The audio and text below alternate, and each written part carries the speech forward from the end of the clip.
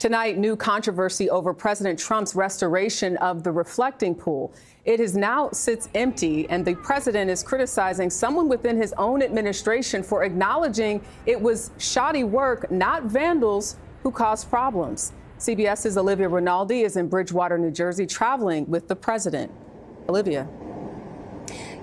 Good evening, Jerika. President Trump blasted the U.S. Attorney for D.C., Jeanine Pirro, over her assessment that the damage at the reflecting pool was actually caused by a botched installation. Still, the president says she's 100% wrong.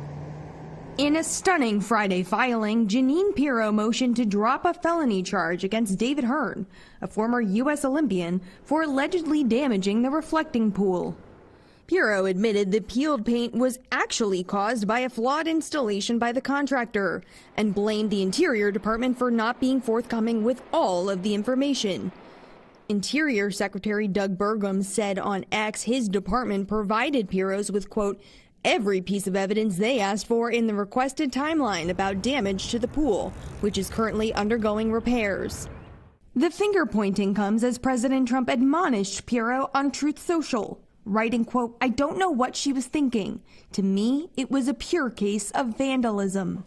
Last month, Pirro claimed there was tremendous evidence in the case. The evidence shows, and we will prove beyond a reasonable doubt, that Hearn willfully destroyed property at the Lincoln Memorial reflecting pool.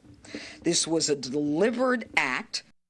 In a new statement, Hearn's lawyers say Pirro's claims that her office was duped by Interior are nonsense and said, quote, this is far from over as we consider all legal remedies.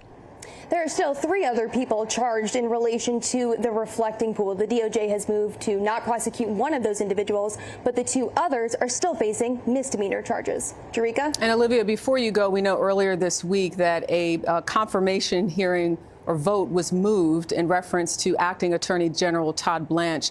But now we're hearing the president is issuing an ultimatum. Right. This all centers around that $1.8 billion anti-weaponization fund that would compensate allies of the president who he says were politically prosecuted.